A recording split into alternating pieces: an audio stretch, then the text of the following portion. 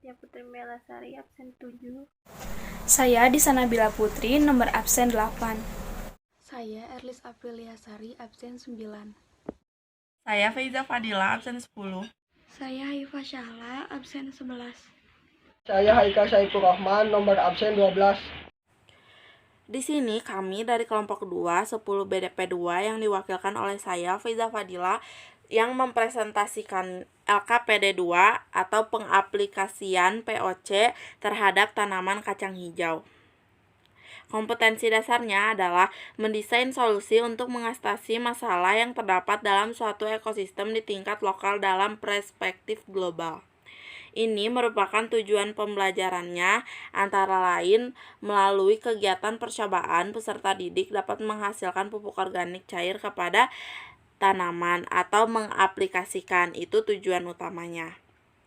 Tantangannya, dalam keseharian kita mungkin banyak menghasilkan limbah, maka dari itu kita harus memanfaatkan limbah dengan baik agar lingkungan tidak tercemar, salah satunya dengan mengaplikasikan POC kepada kacang hijau, karena itu limbah-limbah organik maupun non-organik ikut peran dalam pengaplikasian ini. Lalu alat dan bahannya ada: 1. Botol plastik air mineral, namun kami menggunakan cup minuman ukuran 100 ml, lalu gunting dan cutter, kacang hijau, tanah secukupnya, air sumur, POC, cuka 90%, dan penyemprot tanaman.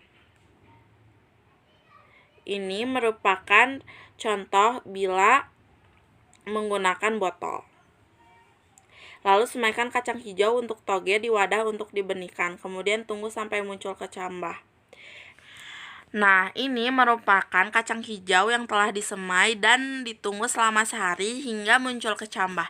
Untuk kacang hijau agar dapat menjadi kecambah butuh waktu 1 hari untuk menumbuhkannya.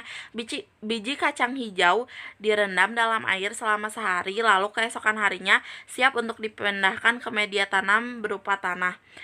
Bila direndam dalam air, perkecambahan terasa lama bertumbuh. Namun bila disemai di atas kapas basah, perkecambahan mengalami pertumbuhan yang sangat cepat.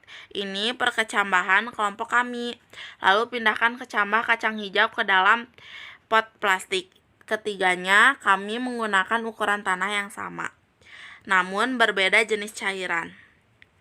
Nah, berikut adalah gambar-gambarnya. Lalu setiap jam 9 dan jam 4 semprotkan air dan POC. Ini hari pertama sudah mulai tumbuh perkecambahannya, dimulai dari air, POC, dan cuka. Lalu ini hari kedua yang cuka terlihat sudah mati dan tidak ada pertumbuhan apapun, sedangkan air dan POC mengalami perkecambahan, terlihat akar batang ya, sekitar 0,5 cm. Lalu hari ketiga sudah muncul batang sekitar 6 cm. Nah, perbandingannya kalau yang cuka itu tidak ada pertumbuhan, yang POC itu sedikit pertumbuhan. Kenapa? Karena kurangnya cairan gitu. Jadi hanya disemprotkan POC saja, sedangkan harusnya mungkin harus dibarengi dengan air juga. Namun di sini yang air tumbuh sangat cepat. Lalu ini yang hari keempat mulai ada kehidupan, yaitu daun, batang, dan lain-lain. Namun yang cuka tidak ada perkembangan sama sekali, bisa dikatakan mati. Dan ini hari kelima. Hari kelima, air yang disemprotkan dengan air itu bertumbuh dengan cepat dan menghasilkan tanaman yang subur. Begitupun dengan POC. Bedanya POC itu tidak mudah layu saat disemprotkan atau didiamkan. Lalu ada yang cuka. Cuka tidak mengalami pertumbuhan apapun seperti yang sebelumnya. Analisis kenapa hasilnya dari penyiraman tersebut menunjukkan gejala yang berbeda antara pot tanaman yang disiram oleh air, POC, dan cuka. Selama 2 hari penyemprotan, masing-masing cairan yang berbeda pada media tanam yang disamakan terlihat jelas perbedaannya. Pertumbuhan tanaman yang diberi air tumbuh sesuai dengan waktu tumbuhnya, begitupun dengan yang disemprotkan POC. Namun selama 2 hari ini yang disemprot cuka tidak mengalami pertumbuhan apapun. Bentuk kacang hijau masih dalam bentuk kecambah kecil dan tidak menunjukkan perkembangan lebih lanjut.